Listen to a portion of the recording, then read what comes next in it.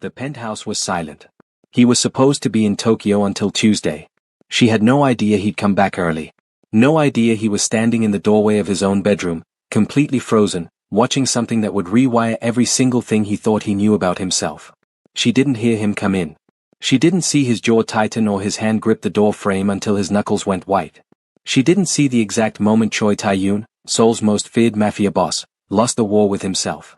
Welcome to Stories Behind the Billions, besties. Please like, share and subscribe. Laurat had been working in the Choi penthouse for 7 months. 7 months of polished marble floors and floor-to-ceiling windows overlooking all of Seoul. 7 months of pressing herself against walls whenever he walked past, of keeping her eyes down, her voice low, her presence small. 7 months of learning the unspoken rules of living inside the orbit of a man like Choi Tae-yoon, a man whose name alone made grown men leave the room. She had learned quickly. Do not speak unless spoken to. Do not touch anything that isn't assigned to you. Do not look at him too long. Do not wonder about him. Do not ask about the men in black suits who came and went at all hours. Do not flinch when the voices behind the closed office door rose so high the crystal glasses in the kitchen trembled. She had followed every rule. Every single one. Except tonight. Tonight he was gone. His travel bag had left with him 4 days ago, and his personal assistant Minute-jun had confirmed, Tuesday. He would return Tuesday. It was Friday. She had the entire penthouse to herself for 4 more days, and for the first time in 7 months, Laurat had exhaled. She had cooked her own food in his kitchen. She had eaten at his dining table. She had watched television on his sectional sofa with her feet tucked beneath her and a glass of red wine she was absolutely not supposed to open. She had laughed at something on screen, loudly, with no one to hear her. And then, because she was 29 years old and alone and had been suppressing every human need for 7 months inside a sterile palace that smelled like power and expensive cologne, she had gone to her room, retrieved the small velvet pouch she kept hidden at the bottom of her duffel bag, locked her door, or thought she had, and allowed herself to simply be a woman with needs. She had not heard the elevator. She had not heard the soft beep of the penthouse access code. She had not heard his footsteps, quiet as they always were, moving through the dark corridor toward his bedroom to retrieve the documents he had forgotten. Documents he needed for a morning meeting he had flown back early to prepare for. She had not heard any of it. But Choi Tae-yoon had heard her. He had stopped outside his bedroom door, his hand raised to push it open, and heard a sound that turned his entire body to stone. A soft sound. A breathless sound. A sound that reached into his chest and pulled at something he had kept locked behind titanium walls for 38 years. He had pushed the door open without thinking. And then he could not move. Laurat was on his bed. She had not meant to be on his bed. Her own mattress was thin and the springs creaked, and she had told herself it was just for tonight, just this once. She would use the room she cleaned every morning, the room she had always been forbidden from lingering in, the room that smelled overwhelmingly of him even when he was thousands of miles away. She had no idea he was standing in the doorway. Her eyes were closed. Her head was tilted back. Her full lips were parted around a sound she was trying to keep quiet, her curvy body moving with a slow, devastating grace, her thick thighs shifting against his sheets, her hand, and the small device in it, moving in a rhythm that made Tae-yoon's throat close entirely. He stood there for 4 seconds. 4 seconds that lasted the rest of his life. Then her eyes flew open. She saw him. The device hit the mattress. She scrambled upright, yanking the sheets around herself, her chest heaving, her face flooding with a mortification so complete it was almost physical. The sound that came out of her was not a word. It was not a sentence. It was the pure, strangled noise of a woman who wanted the floor to swallow her whole. Mr. Choi, I thought you weren't supposed to be. He had not moved. He was still standing in the doorway, one hand on the frame, his suit jacket half removed, his tie loosened, his dark eyes fixed on her with an expression she had never seen on his face before. Not anger. Not disgust. Not the cool, unreadable mask he wore for the rest of the world. Something rawer than that. Something that looked, terrifyingly, like hunger. Get out, she whispered. Please. Please just. This is my room, he said quietly. His voice was low. Controlled. But something underneath it was not controlled at all. He stepped back from the doorway. He pulled the door closed behind him. And Laurat sat on his bed in the dark with her heart slamming against her ribs, listening to his footsteps move down the corridor, slow, deliberate, unhurried, and disappear behind his office door. She did not sleep that night. Neither did he. Before we continue, quickly hit the subscribe button, tell us where you're watching from, like, and share with your loved ones. The following morning, Laurat packed her bag. She had her resignation written on a napkin because she had no paper and her hands were shaking too hard to find any. She was going to slide it under his office door and walk out of the penthouse and never come back. She was going to take the humiliation and bury it somewhere deep and get a new job, a different job, maybe in a different city, maybe in a different country. The office door opened before she reached it. Taeyoon stood in the doorway in a fresh suit, a cup of coffee in his hand, looking at her bag and then at her face with that same unreadable expression. His eyes dropped to the crumpled napkin in her hand. "You are leaving," he said. It was not a question. "Last night was," she stopped. Swallowed. "I'm deeply sorry, Mr. Choi. It was completely inappropriate and I understand if you want me to." "Your salary has been increased," he said. "Effective today." Larat blinked. What? 30%. Minute-jun will process it this morning." He looked at her bag again. "You may keep your room. The one assigned to you." A pause. "The smallest one. Not mine." He walked past her toward the kitchen. She stood in the corridor with her packed bag and her resignation napkin and her mouth slightly open, completely unable to process what had just happened. By the end of that week, she had unpacked her bag. She told herself it was because she needed the money. She told herself the salary increase was simply guilt money, hush money, the logical response of a powerful man managing a potentially embarrassing situation. She told herself she felt nothing when he started coming home earlier than usual. Nothing when she looked up from mopping the kitchen floor and found him leaning against the counter watching her with his coffee cup. Nothing when he said "Good evening, Larat" for the first time, not you or a gesture or nothing at all, but her name, in his voice, and something in her stomach went completely quiet. She felt nothing. She was an excellent liar.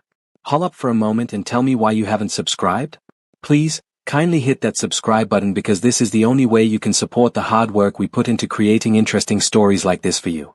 Back to the story. A few days later, she was in the kitchen preparing dinner when she heard voices in the corridor, Taeyoon's and another man's, louder than usual, edged with something sharp. She kept her head down. She chopped vegetables. She did not listen. But she heard it anyway. "The Busan deal is falling apart," the man said. His name was Director Huang and he always looked at Larat like she was furniture. "If we don't send someone by Wednesday." "I will handle it," Taeyoon said. "You've been handling everything from Seoul lately." A pause waited with meaning. "That's unlike you." Silence. Then footsteps moving away. Larat kept chopping. She did not look up when Taeyoon entered the kitchen and sat down at the counter, which he had never done while she was cooking. She could feel him watching her the way you feel sunlight on the back of your neck. "You cook like someone taught you to feed a crowd," he said finally. She glanced up. He was watching her hands. "My grandmother," she said. "She had 8 children." Something moved across his face. "My mother had 1, he said.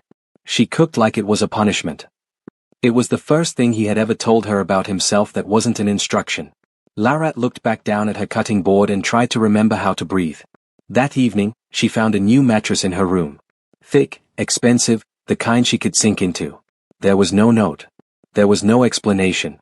She sat on the edge of it for a long time and told herself it meant nothing. Later that night, she heard him on the phone. His office door was cracked and his voice was very quiet and very cold, and she caught fragments, a name she didn't recognize, a place, a number that sounded like a threat. She had forgotten, in the warmth of kitchen conversations and new mattresses, what he actually was. She remembered now. She pulled her door closed and went to sleep. Drop a comment right now and tell us where in the world you are watching from, besties. We have readers on every continent and we love seeing you in the comments. And if you haven't subscribed yet, hit that button right now. This story is just getting started. 3 weeks after the night she would never speak of again, a man named Park Seo-jun arrived at the penthouse. He was one of Taeyoon's associates, younger, louder, with an easy smile and eyes that had no business being that warm in a man who carried a gun under his jacket. He came for a business dinner that Larat was instructed to serve, and he spent the entire meal watching her with that smile while Taeyoon sat across from him discussing numbers that meant nothing to her. "You've been hiding talent up here, Taeyoon," Park Seo-jun said, and looked directly at Larat as she refilled his glass. She kept her face neutral. She refilled Taeyoon's glass without looking at him. "She's staff," Taeyoon said. His voice was perfectly pleasant. His jaw was a different story. "Beautiful staff." Park Seo-jun smiled at her. "How long have you been here? What's your name?" "Larat," she said. 7 months. 7 months. He leaned back in his chair. "Taeyoon, does she get any time off? I know a restaurant in Gangnam." "She is unavailable." The words were quiet. Absolute. Like a door being bolted from the inside. Park Seo-jun raised an eyebrow and looked between them with that smile stretching wider, like a man reading a text between lines. Right, he said slowly. Of course. Larat excused herself to the kitchen. She stood at the sink with cold water running over her wrists and thought about the way Tae-yoon's voice had sounded when he said she was unavailable. Not possessive the way men usually sounded when they said things like that about staff, dismissive, territorial about property. This had sounded different. This had sounded almost protective. She was reading into things. She needed to stop. When she returned to the dining room, Park Seo-jun was gone and Tae-yoon was standing at the floor-to-ceiling window with a glass of whiskey, looking out at the city below. He did not turn when she began clearing the table. He will not be invited back, Tae-yoon said. Larat paused with a plate in each hand. Mr. Choi, that's not necessary. He was just. He will not be invited back, he repeated. Not loudly. Not harshly. Simply as a fact that had already been decided. She carried the plates to the kitchen without another word. By the time she finished washing up, he had gone to bed. She stood at the kitchen window in the dark and watched the lights of Seoul blink below her like scattered stars and felt something she had absolutely no business feeling for a man like Choi Tae-yoon. A few days later, she called her best friend Amara from the balcony while he was in a meeting downstairs. She kept her voice low and told Amara everything. The night on the bed. The salary raise. The new mattress. The unavailable. Amara was silent for a full 5 seconds. Girl, she said. Don't, Larat said. I'm just saying. Don't. He likes you. He is a mafia boss, Amara. And I am his maid. And he bought you a mattress and basically told a man at his own dinner table to back off of you. Larat pressed her forehead against the balcony railing and looked down at the 47 floors between her and the street. This is not a love story, she said. Tell that to the mattress, Amara said. She hung up on her. That evening there was a storm. It came suddenly, the way Seoul storms always did, heavy and without apology, crashing against the penthouse windows with a fury that made the entire building feel small. The power flickered once, twice, and then held. Larat was in the library, Tae-yoon's library, which she was technically not supposed to use but had been using for months because no one had explicitly forbidden books, when the lights went out completely. The darkness was absolute. The kind that had weight. She sat very still and told herself she was fine. She was 29 years old. She was not afraid of the dark. The lights would come back. They did not come back. She heard his footsteps before she saw him, the beam of a flashlight cutting through the library doorway, moving toward her. He stopped when the light found her curled in the corner chair with a book pressed against her chest. The generator will take 10 minutes, he said. I know, she said. I'm fine. He looked at her. She looked at him. The flashlight lit him from below and turned him into something softer than he ever looked in daylight. The hard line of his jaw, the dark of his eyes, the way he was just standing there looking at her like he wasn't entirely sure what to do next. You can go, she said. I'm not afraid of the dark. He crossed the library and sat down in the chair opposite her instead. She opened her mouth. Closed it. They sat in the dark with the storm raging against the glass and neither of them spoke for a long time and it was the most intimate thing Larat had experienced in years, which was absolutely terrifying. My father used to lock me in dark rooms, he said. She went very still. When I was a boy, he continued. His voice was flat. Factual. Like he was reading it from someone else's file. It was his version of discipline. He believed discomfort built character. A pause. He was not wrong about the character part. I'm sorry, she said softly. He shrugged. The flashlight was on the table between them and it lit the underside of his face in gold. I am not telling you for sympathy. I am telling you because you are sitting in the dark looking like you are not fine and telling me you are fine, and I recognize that particular kind of performance. You are alone a lot, he said. I know what that looks like on a person. So are you, she said. Something moved across his face. Quick and gone, like a bird across a window. But she saw it. The generator kicked on. The lights came back warm and low. The storm continued outside, wild and indifferent, and Tae-yoon stood up and retrieved his flashlight and looked at her one more time, that long, direct look that she had no name for, and left the library. Larat sat very still for a long time after.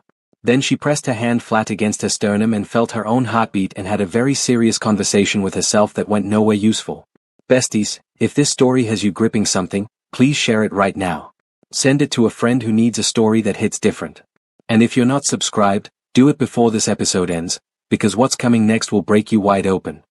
The morning after the storm, she found a single yellow tulip on the kitchen counter. No note. No explanation. Just a yellow tulip in a small glass of water, sitting exactly where she always set her morning coffee cup. She stood and looked at it for a very long time. Then she moved it 6 inches to the left, out of the way, and made her coffee, and said absolutely nothing to anyone about it, and felt it burning a hole in her peripheral vision for the rest of the day. He came home that evening and glanced at the tulip, still there, still in its small glass, and said nothing. Made himself a drink. Sat at the counter while she cooked. Said, "How was your day?" like it was the most normal thing in the world, like they were something they absolutely were not. "Quiet," she said. "Good quiet or bad quiet?" She turned to look at him. He was watching her with his drink halfway to his mouth, genuinely waiting for her answer. "Good quiet," she said. He nodded. He drank. She turned back to the stove and thought, "I am in so much trouble." A week passed. Then another. The tulips kept appearing, one every few mornings, different colors, no notes. She never mentioned them. He never mentioned them. They existed in the penthouse like a secret language neither of them was willing to translate out loud. He started eating dinner at the table instead of his office. She started setting 1 plate, then 2, without being asked. The first night she set 2, he paused at the kitchen doorway and looked at the table and then at her. "Sit," she said, before she could stop herself. He sat a day. They ate in almost silence, but it was the comfortable kind, the kind that didn't need to be filled. He asked her once about her family, and she told him about her mother in Lagos and her grandmother's 8 children and the market on Sunday mornings that smelled like pepper soup and rain.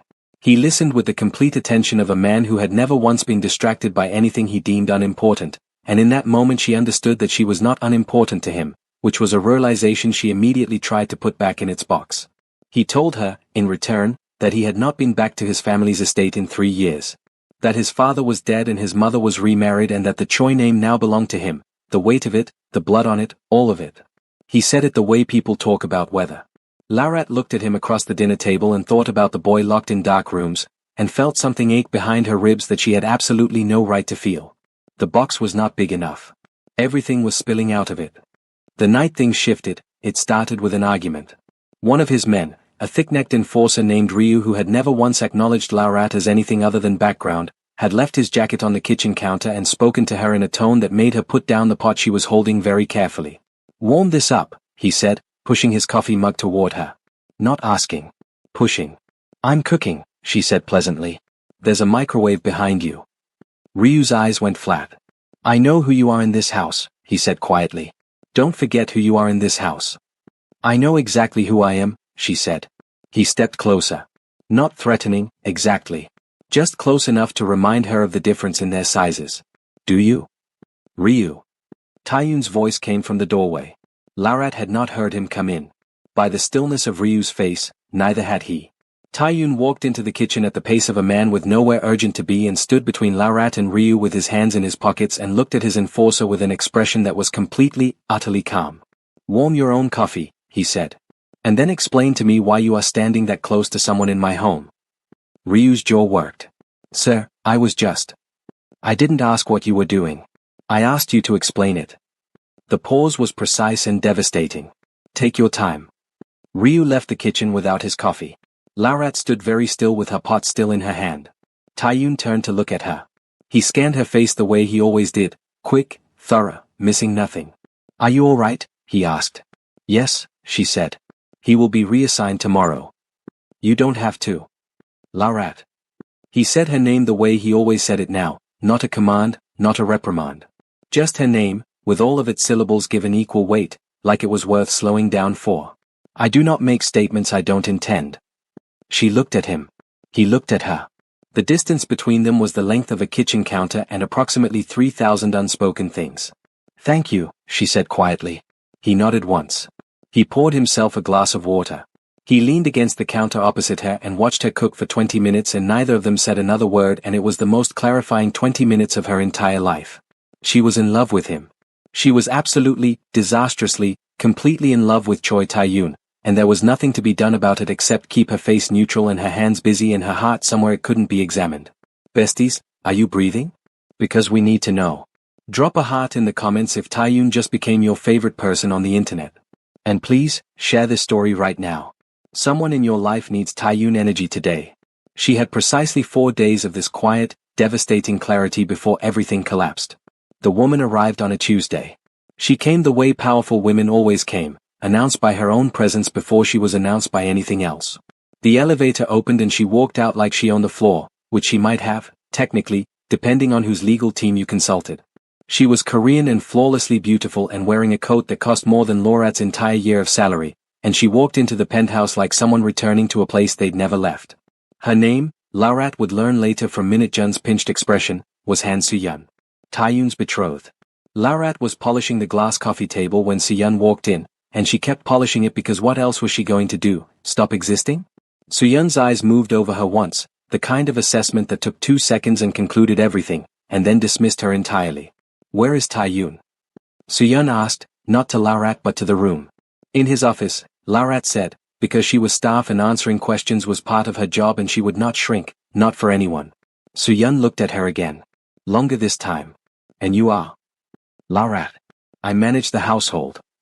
A smile moved across Soo-yeon's mouth that did not come within a mile of her eyes. How sweet, she said, and walked toward the office without another word. Laurat kept polishing. Her hands were completely steady. She was very proud of her hands. From behind the closed office door she heard voices, Taeyoon's low and controlled, Soo-yeon's higher and carrying the particular music of a woman making a point she had been saving up. The meeting lasted 40 minutes. When Soo-yeon emerged, her coat was still perfect and her expression had the carved quality of a woman who had won by a margin she found unsatisfying. She stopped in front of Laurat on her way to the elevator. He needs you to prepare the guest suite, she said. I'll be staying for the week. Laurat looked up from the coffee table. He needs to tell me that himself, she said pleasantly. Something flickered in Soo-yeon's eyes. Quick and cold. Excuse me? Mr. Choi manages the household instructions directly. I'll check with him. The elevator opened behind Soo-yeon as if on cue. She smiled, that same smile that lived nowhere near her face, and stepped in. Of course, she said. I'll tell him you're thorough. He appreciates that in staff. The doors closed. Laurat stood in the empty penthouse and breathed. 2 minutes later, Taeyoon appeared in the office doorway. He looked at her. She looked at him. You don't have to prepare the guest suite, he said. She said. I know what she said. He walked toward the kitchen and she followed because she didn't know what else to do. He poured 2 glasses of water and pushed one across the counter toward her, which he had started doing sometimes, like it was normal, like they shared water like people who shared things. She is my father's arrangement, he said. Not an explanation, exactly. More like a piece of information he had decided she was entitled to. Not mine. Laurat looked at her water glass. It's not my business, Mr. Choi. Taeyoon. She looked up. Call me Taeyoon, he said quietly. We eat dinner together. You know about my father. Call me by my name. The kitchen was very quiet. Seoul hummed 4 to 7 floors below. It's still not my business, she said. He looked at her for a long moment. No, he agreed. It's not. He picked up his water. He walked toward the corridor. He stopped at the doorway. I am not going to marry her, Laurat. He left.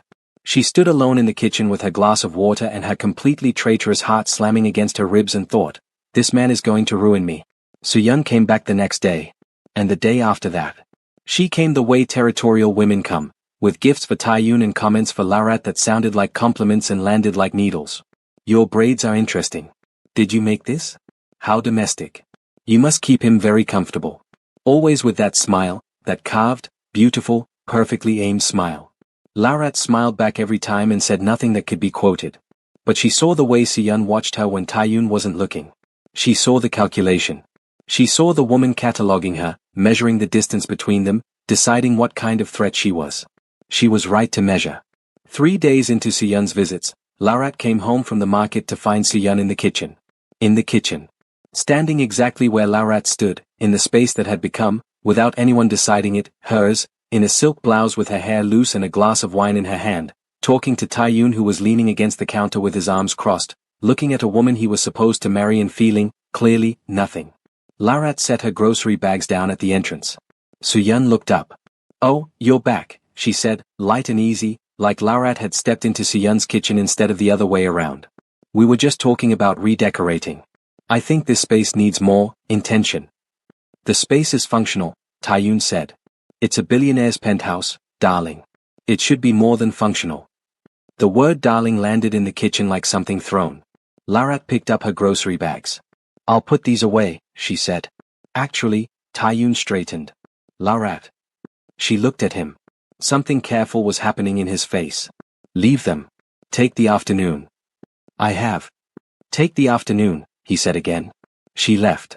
She went to her room and sat on her expensive mattress that he had bought her and pressed her palms flat against her thighs and breathed through something she refused to name. She could hear them, not words, just the presence of two voices in a kitchen that smelled like her cooking. This was his world. She had forgotten that. She had let herself forget what she was in it. A maid with a tulip problem and a heart that had badly miscalculated.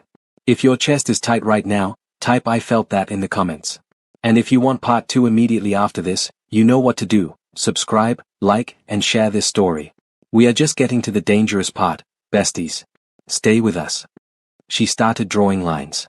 She cleaned the penthouse. She cooked the meals. She said Mr. Choi again, which made something flicker in his eyes every time she did it but which she needed for her own sanity. She was polite. She was efficient. She was professional. She was everything she had been for the first 6 months before yellow tulips and dinner tables and conversations in dark libraries had dismantled her carefully constructed distance. He noticed. Of course he noticed. The man noticed everything. He came to the kitchen one evening while she was washing up and said, without preamble, "You're doing it again." "Doing what?" she said. "Performing fine." She kept washing the pot. "I am fine." He was quiet behind her for a moment. "She said something to you." "Mr. Choi." "She says things," he said, "to people she considers a threat. It's how she operates." A pause. "I want to know what she said." "It wasn't anything." She turned around, back against the sink, and looked at him directly because she was done being small in this kitchen. "She didn't say anything that wasn't true. She is going to be your wife. This," she gestured at the space between them, "whatever this has become, is not appropriate, and I think we both know that. So I'm adjusting. That is what professional people do." He looked at her for a long time. His face was doing that complicated thing it did when he was feeling something he didn't have language for. "I told you," he said quietly. "I am not going to marry her. And I told you it's not my business." She turned back to the sink. "Good night, Mr. Choi." He didn't move for a long moment. Then he left. She pressed her forehead against the cabinet above the sink and closed her eyes and told herself she had done the right thing. The necessary thing.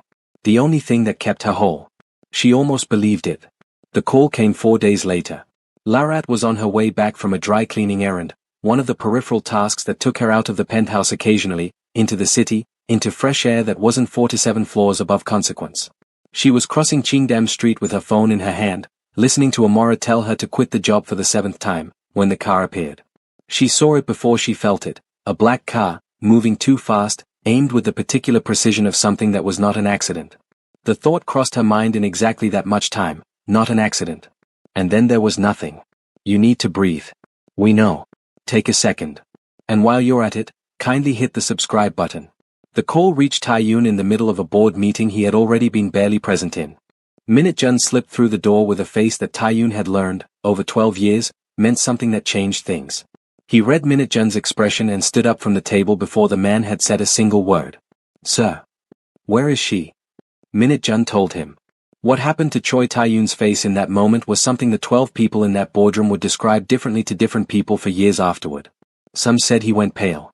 Some said he went still in the way that things go still right before they shatter. One person said his eyes changed, that something that had always been cold in them simply ceased to be cold. He was out of the building in 4 to 5 seconds. He drove himself, which he had not done in 6 years, and ran every red light between Mapo-gu and Qingdam-gu and spoke to no one and said nothing and gripped the wheel with both hands white-knuckled all the way to the hospital. She was in surgery when he arrived. The doctor spoke to him in the corridor, internal bleeding, head trauma, induced coma for stabilization. The words came at him like objects thrown in the dark. He stood and absorbed them one by one and did not sit when they offered him a chair. She would live, they said. They believed she would live. The next 72 hours were critical. The coma was a precaution, medically necessary, her body needed to. "Who is responsible for her care?" he asked. "Are you family?" "I am responsible for her care," he said. "Whatever she needs. Whatever it costs. I need a list." The doctor produced a list. He read it. He signed everything. He transferred the funds in the time it took the administrator to find the right form. Then he sat down. In a plastic chair outside her room, in a hospital corridor that smelled like antiseptic and fluorescent light, Choi Tae-yoon, who ran Seoul's most powerful criminal syndicate, who had never in his adult life sat still for anything, sat down and did not move. Minute Jun arrived 20 minutes later. He stood beside his employer and waited. "Pull the footage from Qingdam Street," Tae-yoon said. His voice was very quiet. "Every camera. Every angle. I want to know the plate, the driver, and who gave the order." "Yes, sir." "And Minute Jun." "Sir. Tell the team to prepare. We are not managing this quietly." Minute Jun understood what that meant. "Yes, sir." He left. Tae-yoon sat alone in the plastic chair and looked at the closed door of her room and felt something he had no name for build in his chest, dense and hot and entirely without ceiling. He thought about tulips. He thought about dark libraries and storms. He thought about the way she said his name when she forgot to be careful. He thought about her laughing in his penthouse when she thought no one could hear her, the kind of laugh that came from somewhere real, the kind he had never managed himself. He thought about the boy locked in dark rooms and the man he had become in those rooms, and whether that man deserved to sit outside her door. He stayed anyway. 72 hours later, the footage gave him a plate. The plate gave him a driver. The driver, after a conversation that took 11 minutes and occurred in a location that would never appear in any official record, gave him a name. Han Soo-yeon. Tae-yoon sat with that name in his hands for a long time. Then he stood up, buttoned his jacket, and went back to his plastic chair outside Lorad's room, and the look on his face as he passed his men in the corridor was the kind of look that made grown men with guns step aside without being asked. He would handle Soo-yeon. But first, he needed Laurat to open her eyes. He needed her to come back. He sat at her bedside in a chair he had insisted on replacing when the nurses' backs were turned, something padded, something that didn't punish the body for the act of waiting, and he held her hand and told Seoul's most feared mafia boss's version of a prayer over her, which looked like silence and felt like everything. "Come back," he said once, very quietly, to her still face, her closed eyes, the breathless quiet of her. The machines continued their steady rhythm. The city continued 4 to 7 floors below. And Choi Tae-yoon, who had never in his life asked anything of anyone without being prepared to take it, sat and waited and for the first time understood what it meant to have something to lose. Besties. If this broke your heart, you are not alone. We are all in that hospital corridor with him. But here is what Tae-yoon did not know yet.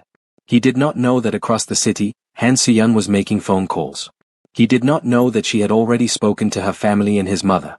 He did not know that she was arranging a dinner, a gathering she was calling a resolution, a fresh start, a coming together of both families after what she was describing as a terrible accident, scheduled for the evening that the doctors had told her, through sources she should not have had, was the earliest Laurat could have been expected to wake. Soo-yeon had done her math. She had arranged the flowers and the table settings and sent out invitations to a dinner designed to seal a future she was determined to secure. In a world where Laurat did not wake up, did not return, did not exist in Tae-yoon's life as anything other than a sad footnote. She had almost gotten away with it. Almost. Laurat's eyes opened on the 61st day. Besties, that was not an accident and you know it. She is awake. He has been sitting in that chair. And Soo-yeon has already set the table. Part 2 is coming and it will destroy you beautifully. Subscribe right now so you do not miss it. Like this video, share it with every person you know who deserves a story this powerful, and drop "She's Awake" in the comments if you felt that last line in your soul. We will see you in Part 2. Stories behind the billions. Because the best love stories always cost something first.